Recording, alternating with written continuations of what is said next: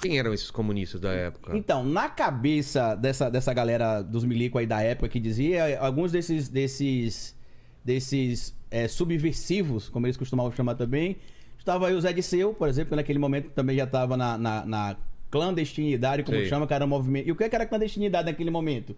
O movimento estudantil. Você ser contra o Estado, ser contra o sistema, defender ideias comunistas, que era basicamente você defender um Estado mais popular, o povo como detentor de tudo, do povo para o povo e pelo povo, e isso era muito ameaçador.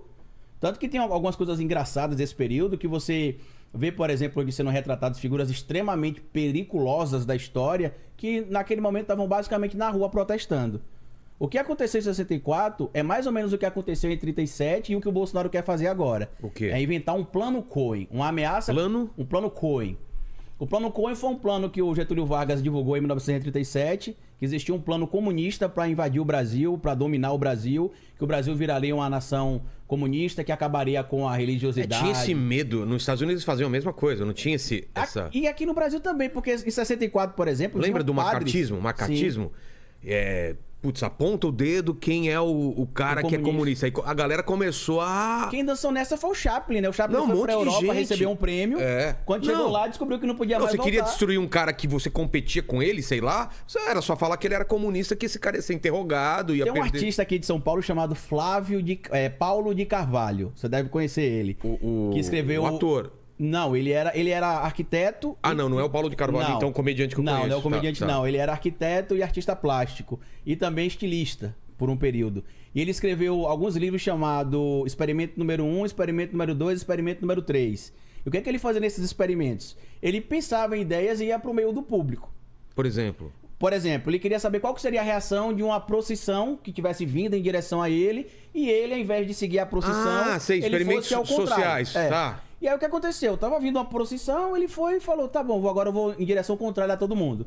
Vamos ver quanto tempo vai demorar pra alguém me atacar de alguma maneira. Foram poucos minutos. Começaram a xingar ele, tiraram ele da manifestação e o acusaram, adivinha de quê?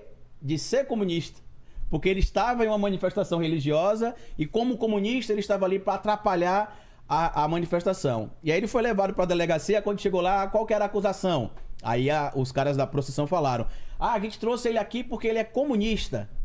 Aí o Paulo de Carvalho respondeu, vocês me acusam de ser comunista como se ser comunista fosse um crime, porque não é crime ser comunista. E aí ele fazia outros atos... Mas alguém podia ser preso por ser comunista? Em tese não. Porque em tese não, mas na achavam prática, outra coisa. É porque eles associavam o movimento comunista ao terrorismo. Ah, tá.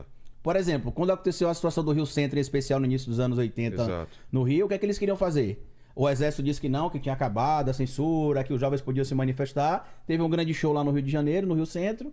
Um grupo E aí a gente vê como é que o exército brasileiro, desde aquela época, já era muito bom, né? O cara conseguiu explodir a bomba no próprio colo, dentro do carro.